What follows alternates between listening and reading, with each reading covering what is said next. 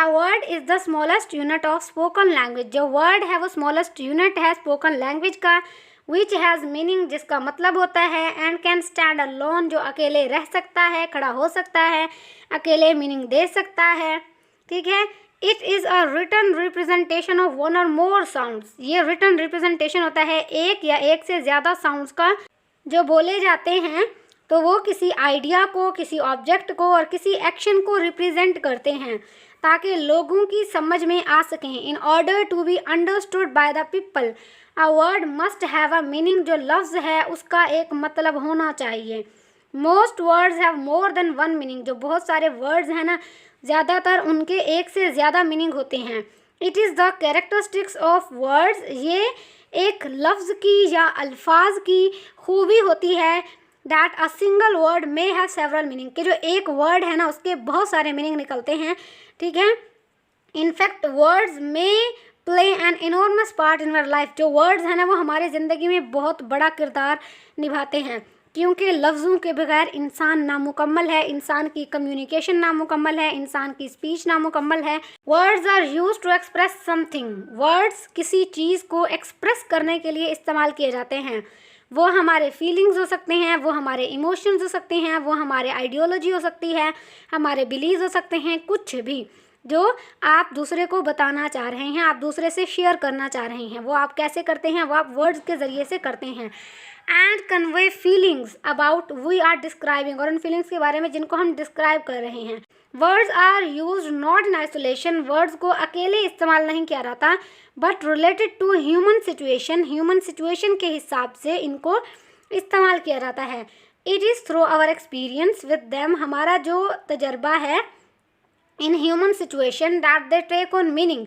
यानी हम अपने क्या करते हैं, अपने एक्सपीरियंस के ज़रिए से, जो हमारे तजर्बात हैं, जो हमारे एक्सपीरियंसेस हैं, उनके ज़रिए से हम इनके अंदर जान डालते हैं, तब जाकर इनका कोई ना कोई मीनिंग निकलता है। If we talk about words, अगर हम वर्ड्स के बारे में बात करें, we can not avoid talking about the study of meaning.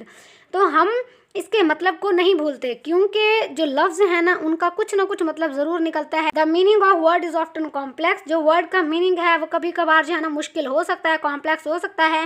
Having such a combo as a picture, an idea, a quality, a relationship and personal feelings and association वगैरह। Lyons and Palmer suggested that Lyons और Palmer का ये कहना था we should draw a distinction। हमें distinction करना चाहिए, एक लाइन ड्रा करनी चाहिए between sentence meaning and utterances meaning। sentence और utterances के meaning में, ताकि हमें इनके दरमियान का फ़र्क पता चल सके। The sentences meaning being directly predictable from grammatical and lexical features। जो sentences के मीनिंग हैं वो हम प्रिडिक्ट कर सकते हैं उसके ग्रामेटिकल और लेक्सिकल फीचर्स से जो सेंटेंस में इस्तेमाल किए जाते हैं।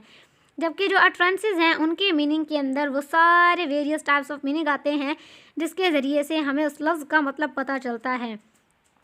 जॉफ्री लीच ने अपने book semantic a study of meaning, जो कि 1974 में पब्लिश हुआ, उसके अंदर इस मीनिंग को 7 टाइप्स में डिवाइड किया है, जिसके ज़रिए से हमें पता चलता है कि ये जो लफ्ज़ हैं ये अपने क्या मतलब रखते हैं।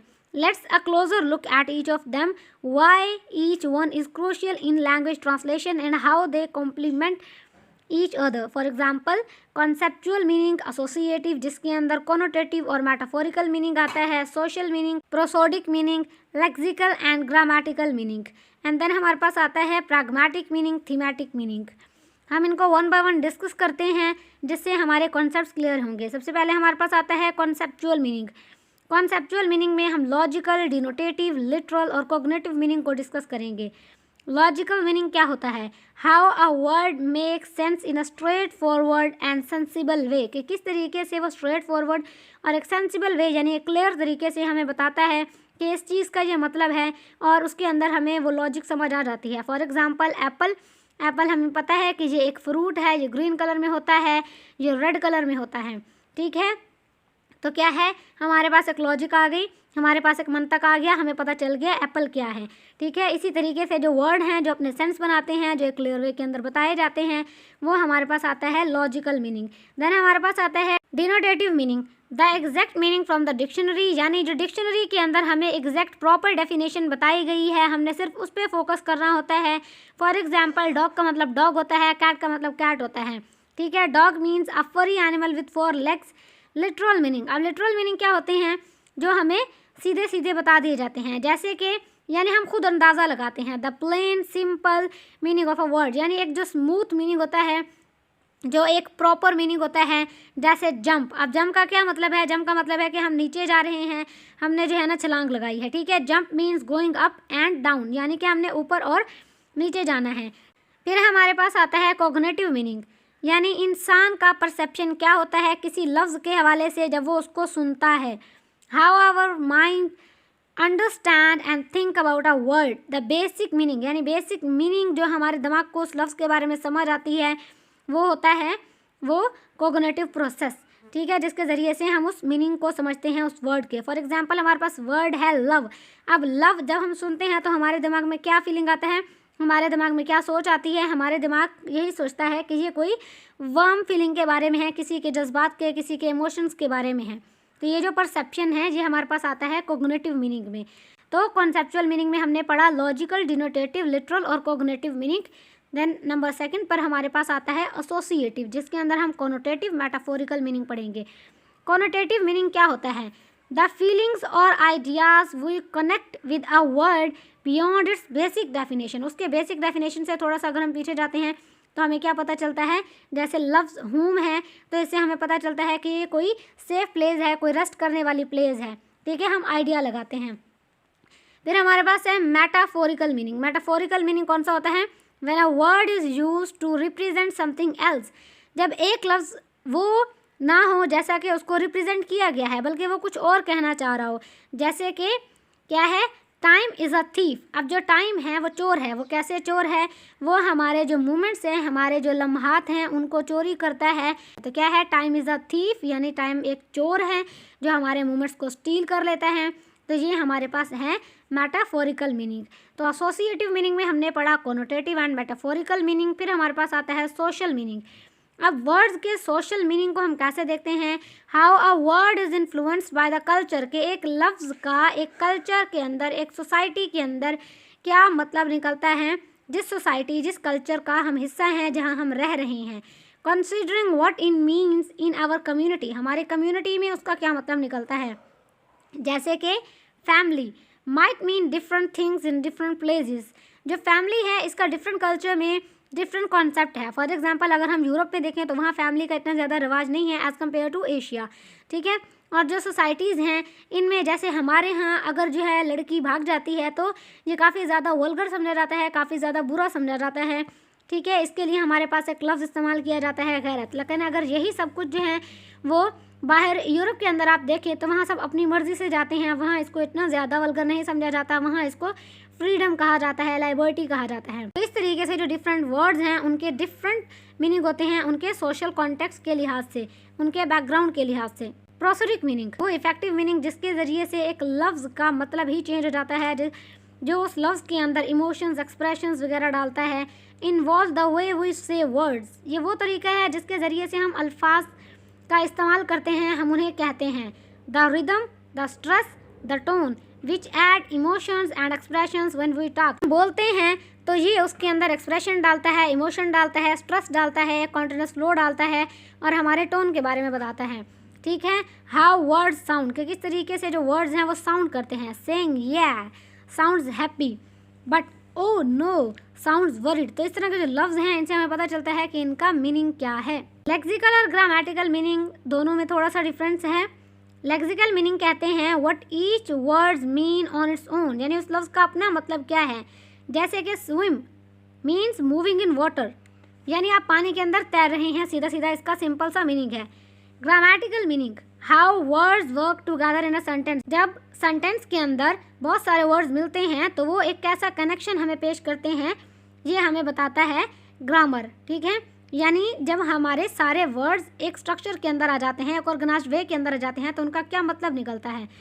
फॉर एग्जाम्पल शी डांसेस, अब जो डांसेस है वो हमें एक एक्शन दिखा रहा है, ठीक है। तो इस तरीके से जो ग्रामर है वो हमें चीज़ों के बारे में बताता है, लफ्ज़ों के बारे में बताता है कि इस लफ्ज़ का क्या मतलब निकल रहा है इस जुमले में। नेक्स्ट हमारे पास है प्रैग्मेटिक मीनिंग। प्रैग्मेटिक मीनिंग क्या होता है? Figuring out what someone really means by looking at the context, यानी हमने इसके बैकग्राउंड को देखना है, उनके इंटेंशन को देखना है, किस तरीके से लोगों ने उस लफ्ज़ को इस्तेमाल किया है, उनका मतलब क्या था उस लफ्ज़ को इस्तेमाल करते वक्त। If it's raining saying nice weather, यानी कि बारिश हो रही है, मौसम बहुत ज़्यादा ख़राब है और आपने कहा है nice weather, might mean you are joking, क्या आप क्या कर रहे हैं, आप तंज कर रहे हैं, आप मजाक कर रहे हैं। तो इस तरीके से किसी लफ्ज़ के मीनिंग को जांचने के लिए हमें प्रैग्मेटिक को देखना पड़ता है कि उस लफ्ज़ का कॉन्टेक्स्ट क्या है, उस लफ्ज़ को किस कॉन्टेक्स्ट में कहा गया, फिर हमें पता चलता है कि वो हमें क्या मीनिंग दे रहा है। थीमेटिक निकला है थीम से, थीरी से, मेन आइडिया, सेंट्रल आइडिया से, ठीक है, जिसका क्या मतलब निकलता है, अंडरस्टैंडिंग द मेन आइडिया और theme in words being said, के क्या कहा गया है। Thinking about how all the words fit together, कि किस तरीके से सारे वर्ड्स एक दूसरे के साथ फिट आ गए हैं। To express a bigger picture, किसी बिगर पिक्चर यानी किसी बिगर डिटेल को बताने के लिए। फॉर एग्जाम्पल लॉयल्टी इज़ की इन ट्रू फ्रेंडशिप्स, ठीक है। अब हमने क्या कहा है कि जो लॉयल्टी है वो ट्रू फ्रेंडशिप में बहुत ज़्यादा ज़रूरी होता है। तो हम इसको जब एक्सप्लेन करते हैं अपने थ्योरी के अंदर तो हम क्या कहते हैं, true friends stand by each other through thick and thin, यानी वो हर मुश्किल में अपने साथी के साथ खड़ा रहते हैं, उसे अकेला नहीं छोड़ते। ट्रू फ्रेंड्स वो होते हैं, दोस्त वो होता है जो मुश्किल में काम आए।